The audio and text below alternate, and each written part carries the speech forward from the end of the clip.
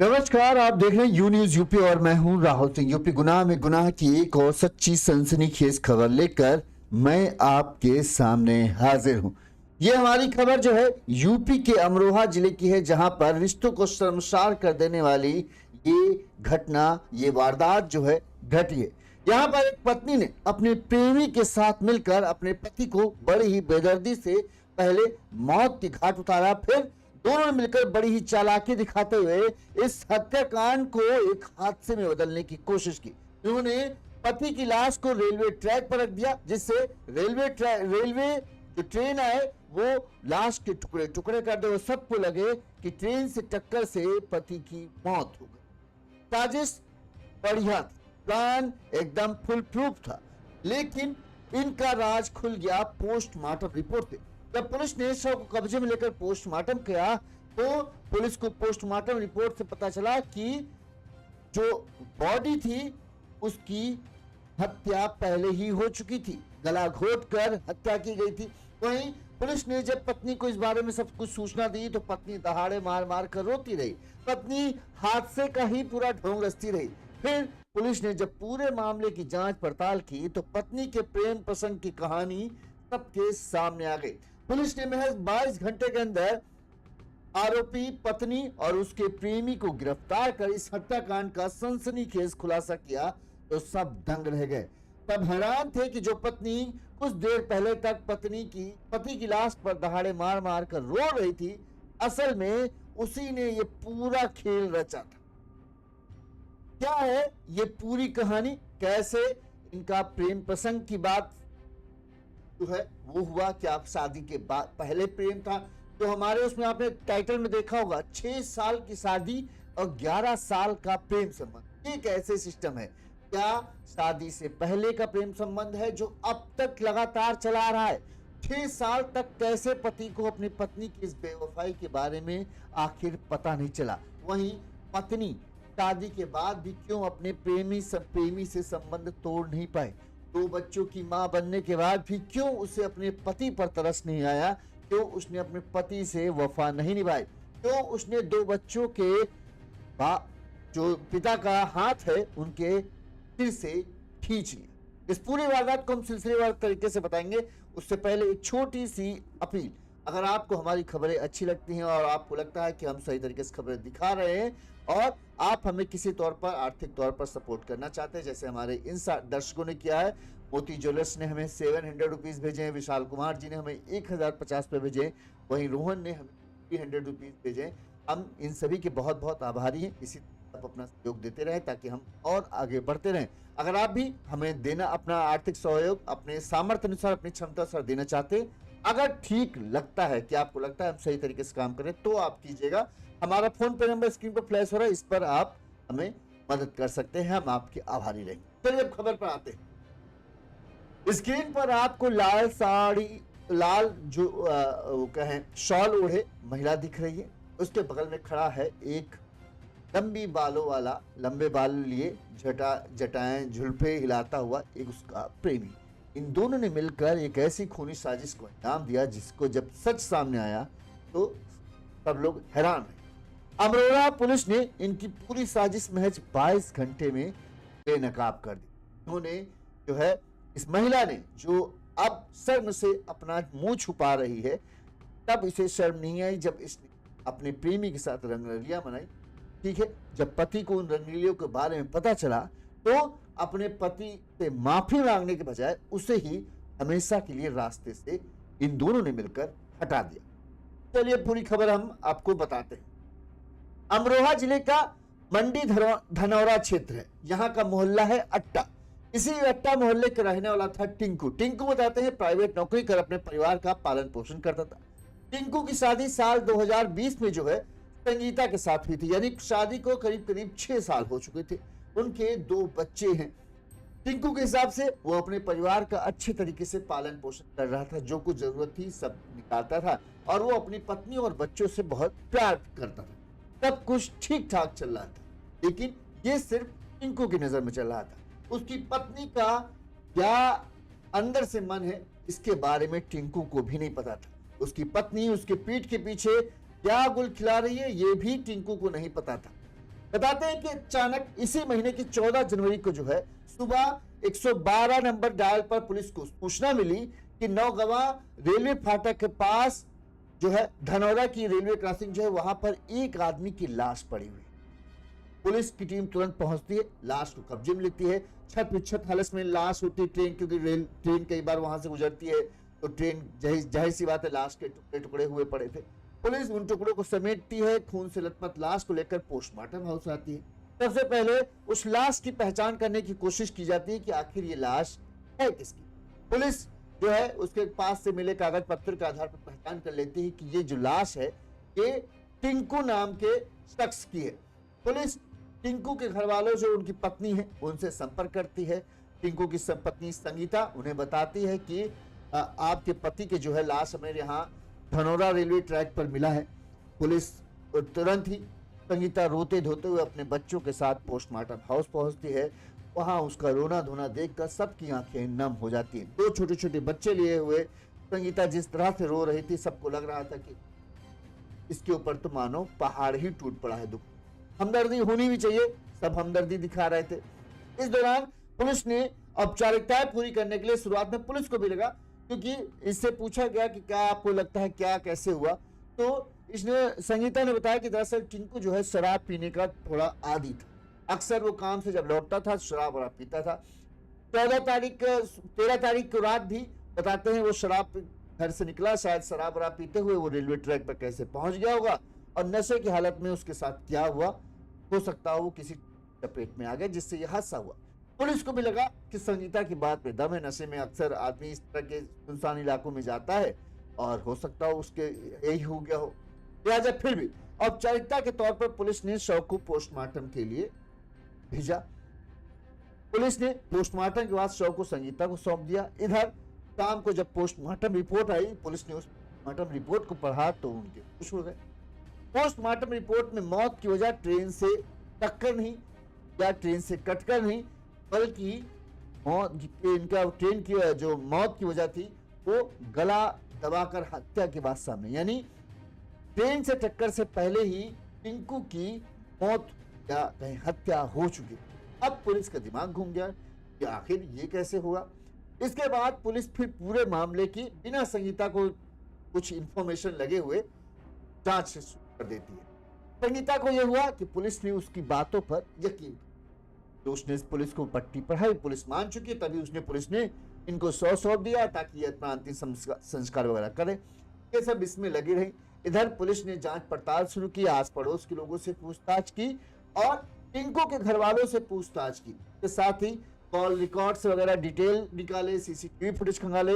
इन सब की जांच पड़ताल पुलिस पीछे पीछे करती रही। इस दौरान टिंकू के रिश्तेदारों में से एक ने टिंकू की पत्नी संगीता के चरित्र पर शक जाहिर करते हुए सवाल उठा दिया। उसने कहा कि हमें आशंका है कि टिंकू की पत्नी का जो संगीता है उसका शक ठीक नहीं है, उसका किसी युवक से प्रेम संबंध चल रहा है और हमें ऐसी आशंका है कि उसने और उसके प्रेमी ने मिलकर जो है टिंकू हत्या की। अब आप कहेंगे कि परिजन कौन है? दरअसल कहा जा रहा है टिंकू के ये परिजन जिसने शक उठाया वो टिंकू की भाभी थी, यानी संगीता की जेठानी। अब उन्होंने शक क्यों किया? दरअसल उन्होंने संगीता को अपने प्रेमी के साथ एक बार अपमानजनक हालत में देख लिया। के बाद से उन्हें शक था, लेकिन वो नहीं चाहती थी कि उनके देवर का घर परिवार टूटे, लिहाजा उन्होंने अपनी जबान बंद रखी। लेकिन जब ये पूरा घटनाक्रम हुआ तो उन्होंने पुलिस को सब कुछ बताया कि ऐसा ऐसा उन्होंने अपनी आंखों से देखा था। लिहाजा आशंका है कि हो न हो इसमें संगीता ने कुछ न कुछ तो कांड किया है। इसके बाद पुलिस जो है संगीता को हिरासत में लेती है, संगीता से पूछताछ शुरू करती है। जब पुलिस से पूछताछ करती है संगीता टूट जाती है। वो टिंकू की हत्या की बात कबूल कर लेती है और वो बताती है कि उसने अपने प्रेमी जो बिजनौर जिले के चांदपुर कोतवाली क्षेत्र के मानपुर गांव का रहने वाला है, उसका नाम है नरसिंह उर्फ देव, उसके साथ मिलकर इस पूरी वारदात को अंजाम दिया है। पुलिस भी तुरंत ही रात में ही दबिश देकर जो है मानपुर गांव पहुंचती है और वहां से प्रेमी नरसिंह उर्फ देव को गिरफ्तार कर लेती है। इसके बाद जो है पुलिस इन दोनों को आमने सामने बिठाकर इनसे पूछताछ करती है कि आखिर तुमने पूरी वारदात को अंजाम क्यों दिया, किस तरह से दिया, और अचानक से ऐसा क्या वजह आ गई कि तुमने अब मार डाला इसको। टिंकू की पत्नी संगीता बताते हैं, पुलिस जांच में यह पता चला कि टिंकू की पत्नी जो संगीता है वो कोतवाली चांदपुर के गांव सुंदरा की रहने वाली, बिजनौर की, और उसका प्रेमी जो है नरसिंह भी सुंदरा गांव से सटे मानपुर का ही रहने वाला, यानी दोनों एक ही जिले के हैं, अगल बगल गांव के रहने वाले। शादी से पहले से ही इन दोनों के बीच में बताते हैं प्रेम प्रसंग। शादी से पहले संगीता जो है बास्टा कस्बे में सिलाई सीखने जाती थी। इसी दौरान उसकी मुलाकात जो है नरसिंह से होती है। दोनों का एक दूसरे से बातचीत होती है, नंबर एक्सचेंज होते हैं और फिर दोनों के बीच में प्रेम संबंध। ये शादी से करीब 5 साल पहले, यानी इनका प्रेम संबंध जो था 2015 से चल रहा था, बताते हैं। अब ये पक्का तौर पर नहीं, लेकिन कहा जाता है कि 2015 से प्रेम प्रसंग चल रहा था और 11 साल हो गए थे इनके प्रेम संबंध को, जबकि इनकी शादी को जो है टिंकू और संगीता की शादी को फिर 6 साल ही, ठीक है 5 साल ही पूरे हुए थे। यानी शादी से पहले से नरसिंह के साथ जो है संगीता का प्रेम चल रहा था और वो शादी के बाद भी बदस्तूर जारी था। बताते हैं इनका प्रेम प्रसंग चल रहा था। इस दौरान साल 2020 में जो है संगीता की शादी टिंकू के साथ हो गई। बताया जा रहा है कि जब शादी तय हुई तो नरसिंह ने संगीता पर शादी न करने का दबाव बनाया, लेकिन घर वालों के दबाव के आगे संगीता रुक गई और उसने टिंकू के साथ ना चाहते हुए भी शादी कर ली। लेकिन शादी करने के बाद ऐसा नहीं कि संगीता जो है उसको भूल गई, प्रेम सिंह को,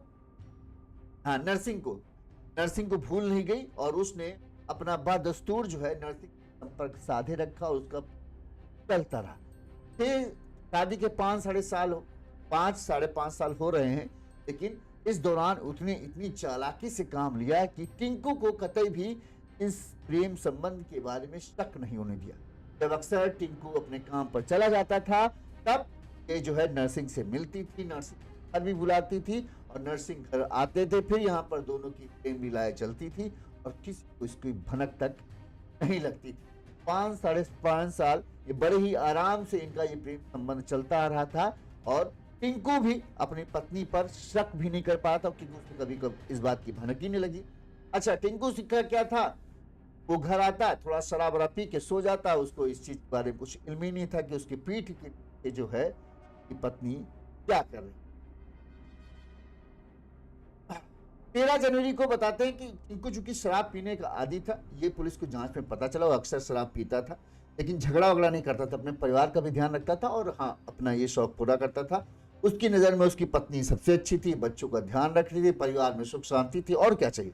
लेकिन उसे ये नहीं पता था कि जब वो जाता था तब सारा खेल जो है उसकी पीठ के पीछे हो जाता था। 13 जनवरी को बताते हैं टिंकू जब अपने काम के लिए गया हुआ था, इस दौरान जो है संगीता ने अपने प्रेमी नरसिंह को फोन कर घर बुला लिया। यहाँ पर जब नरसिंह और संगीता घर पर अपने प्रेम क्रिया का बताते हैं कि आपत्तिजनक हालत में थे, तब जो संगीता की जेठानी है उन्होंने उन्हें इस कंडीशन में देख लिया, जिसके बाद उन्हें जब इस बात की भनक लगी कि जेठानी ने उनको देख लिया है और अब हो न हो कहीं वो टिंकू को इस बारे में बता ना दे, लिहाजा उन्होंने प्लान बनाया कि अब ये भेद खुले, इससे पहले ही टिंकू को हमेशा के लिए ठिकाने लगा दो ताकि कोई हमारा कुछ कर ही न पाए। प्लान बन गया। साजिश के तहत नरसिंह जो है टिंकू के पास बहाने से मिला और शराब पिलाने वाले के लिए, कहते हैं कि जो शराब का आदी होता है उसके लिए कोई दुश्मन भी शराब लेके तैयार हो जाए तो वो उसके साथ भी शराब पीने के लिए तैयार हो जाएगा। यही हुआ, टिंकू ने शराब का ऑफर किया और नरसिंह उस शराब के ऑफर को मना नहीं कर पाया। बताते हैं शराब पिलाने के बहाने जो है नरसिंह टिंकू को लेकर जो है जो मंडी समिति है उसके पीछे रेलवे ट्रैक के पास ले गया। यहाँ पर उसने टिंकू को पहले बहुत शराब पिलाई ताकि वो एकदम नशे में धुत हो जाए और किसी तरह से उसका विरोध न कर पाए। जब टिंकू नशे में पूरी तरीके से धुत हो गया तब बताते हैं नरसिंह ने उसकी गर्दन को रेलवे ट्रैक पर रखकर अपने पांव से दबा दिया, जिससे उसकी गर्दन की हड्डी जो है वो टूट गई। इसके बाद किसी भी लिहाज में टिंकू बच न पाए, लिहाजा नरसिंह ने अपने जो गमछा था, लाल रंग का गमछा, उस गमछे से उसका गला घोट दिया और तब तक गला कसा रहा जब तक पूरी तरीके से टिंकू की सांसें हमेशा के लिए थम नहीं गई। इसके बाद एक और चीज, क्योंकि ये हत्या नहीं लगनी चाहिए थी, यह हादसा लगना चाहिए था। लिहाजा उसने उसके शव को रेलवे ट्रैक पर रख दिया ताकि ट्रेन आए और उसके लाश के चिथड़े चिथड़े हो जाए, ताकि किसी को भनक न लग पाए कि आखिर क्या हुआ। वहीं पर जो शराब की बोतल वगैरह है उसने छोड़ दिया ताकि सबको ये लगे कि ये शराब पी रहा था और ट्रेन आ गई और इससे मौत हो गई। टिंकू का जब पूरी तरीके से बताते हैं नर्सिंग ने काम कर दिया, तो उसने इस बात की जानकारी जो है फोन से संगीता को दिया, काम हो गया। और इसके बाद इस पूरे काम को अंजाम देने के बाद वो अपने गांव मानपुर वापस चला गया ताकि किसी को ये न लगे कि मैं यहां पर था। लेकिन पोस्टमार्टम रिपोर्ट और जेठानी द्वारा आपत्तिजनक देखने की हालत के जो है उसका जो जेठानी ने बयान बताया, उससे जो है इन दोनों का जो है भेद खुल गया और पुलिस ने इनको दबोच लिया। इस मामले में पुलिस ने क्या कहा वो सुनिए, फिर आगे बात करें। कल दिनांक 14 जनवरी 2026 थाना धनौरा में एक रेलवे ट्रैक पर जो नौगवा फाटक से धनौरा की तरफ रोड जा रहा है उस पर एक शव बरामद हुआ था। उसकी पहचान एक टिंकू पुत्र हरनाम निवासी अट्टा कस्बा इसके रूप में हुई थी। इसको सबको पोस्टमार्टम के लिए भिजवाया गया था। पोस्टमार्टम में इस व्यक्ति की मृत्यु स्ट्रैंगुलेशन मतलब गला दबाने के कारण इसकी हत्या की गई थी। इसमें गहराई से छानबीन की गई और इसमें एक अभियोग पंजीकृत किया गया। इसमें इसके घर वालों को इसकी पत्नी पर उनको शक था कि इसकी पत्नी ने किसी माध्यम से इसकी हत्या करवाई है। इसमें गहराई से जब जानकारी और छानबीन की गई तो मृतक टिंकू, इसकी पत्नी जिसका नाम संगीता है, वो उसका शादी से पूर्व से ही एक नर सिंह देव पुत्र राजपाल निवासी मानपुर चांदपुर, इसके साथ इनका पूर्व से ही कुछ प्रेम संबंध था और वो लगातार इसी के साथ वो संपर्क में थी। और कुछ दिन पहले ये व्यक्ति जो इसमें अभियुक्त है इसके घर भी आया था और इसी को लेके इनकी आपस में कुछ कशीदगी थी और इन्हें योजनाबद्ध तरीके से इसकी पत्नी ने अपने प्रेमी के साथ इस घटना को अंजाम दिया। इन्होंने जो मृतक है पहले उसको शराब पिलाई और इसको ट्रैक पर ले गए और वहाँ इन्होंने उसका गला दबाया। इसके पास एक लाल गमछा था जिससे उसका गला घोंट के इन्होंने वहीं हत्या कर दी और बॉडी वहीं ट्रैक पर छोड़ दी, जिससे कि ये दुर्घटना प्रतीत हो। परंतु पुलिस के द्वारा इसमें बहुत ही मुस्तैदी से और तेज़ी से काम किया गया और घटना का सही अनावरण किया गया है और जिसमें अभियुक्त इसकी पत्नी संगीता और नरसिंह ये दोनों ही गिरफ्तार हुए हैं। वो कपड़ा जो अंगोछा बरामद किया गया है और इनका चालान किया जा रहा है। अच्छा सर, ये बताइए इनकी शादी कब हुई थी? इसकी शादी 6 वर्ष पूर्व हुई थी और ये इस के साथ इसका संपर्क 10-11 वर्ष पुराना है। अच्छा, कोई बच्चे भी हैं इसके? इसके दो इसके बच्चे भी हैं महिला के। क्या इससे पहले भी कभी उसके पति को कभी धमकी दी गई थी? धमकी इत्यादि की बात तो नहीं आई, लेकिन ये उसके संपर्क में था और कुछ पैसे का भी लेन देन था इनका। इसके पति के ऊपर इसके कुछ पैसे भी निकल रहे थे, तो दोनों ही वजह थी, एक तो इनके अवैध संबंध और साथ ही कुछ उधारी भी थी इस अभियुक्त के ऊपर। इस केस में भी माँ की गलतियों का, माँ के कहें अवैध संबंधों की सजा जितना माँ नहीं भुगतेगी, जितना टिंकू को नहीं मिलेगी। टिंकू क्या, मेरे टिंकू की ज़्यादा हत्या ही होगी बस। लेकिन अब इस अवैध संबंध, इस प्रेम संबंध, इस गलत जो कहें रिश्ते की सजा सबसे ज़्यादा भुगतनी पड़ेगी संगीता और टिंकू के 2 मासूम बच्चों को, जिनकी कोई गलती नहीं। इनकी गलती बस ऐसी है कि उनके पास ये माँ थी जो अपने खुशी, अपने दिल को तरह दिलासा देने वाली बात कहते ना कि हाँ मुझे इससे प्यार है तो इससे प्यार है, इस चक्कर में अपने परिवार को दांव लगाने में लगी रही। इसने एक बार भी नहीं सोचा कि जिस दिन भी इस संबंधों का खुलासा होगा उसका खामियाजा सिर्फ वो खुद नहीं भुगतेगी बल्कि उसके छोटे छोटे बच्चों को भी भुगतेगी। कहते ना कि आजकल आदमी जो है या औरत जो है, पहले औरत को कहा जाता था कि बच्चों के लिए औरत सब कुछ सह जाती थी, लेकिन आज वो औरत नहीं है।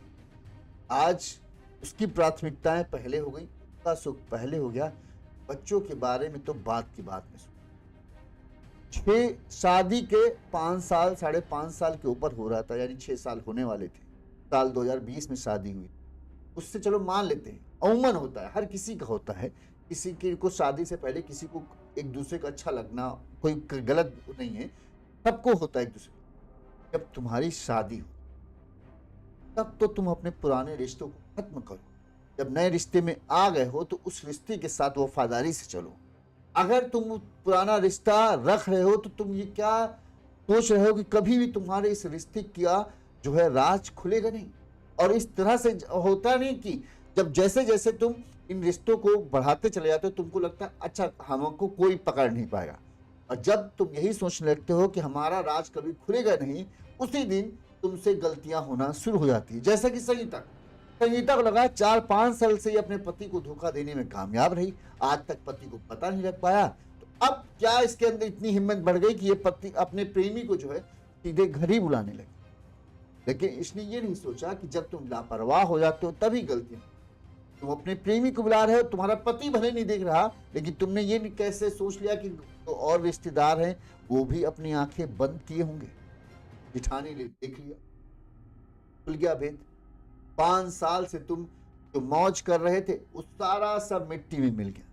तुम हत्यारिन बन गई, अपने ही पति की हत्यारिन बन गई, अपने बच्चों के पिता की हत्यारिन बन गई, और जेल की सलाखें अब तुम्हारे लिए जिंदगी भर का वो बन जाएंगे। लेकिन तुम्हारे इस सब के पीछे उन बच्चों की क्या गलती जिन्होंने कुछ भी नहीं किया, बस उन्हें ना पिता का प्यार मिल पाएगा ना माँ का दुलार मिल पाएगा। उनके लिए जिंदगी कितनी बुरी हो जाएगी कि हर किसी के जो कहेगा, जो जब भी इस चीज की बात आएगी तो उन्हें ये बात सुनना पड़ेगा कि उनकी माँ ने ही उनके पिता की हत्या करा दी, सिर्फ और सिर्फ अपने शारीरिक सुख, अपने सुख के लिए माँ सब कुछ भूल गई। उसने देखो हम लोगों के बिताने की और पूरा घर बर्बाद करके रख दिया। ये उन्हें जिंदगी भर सुनने।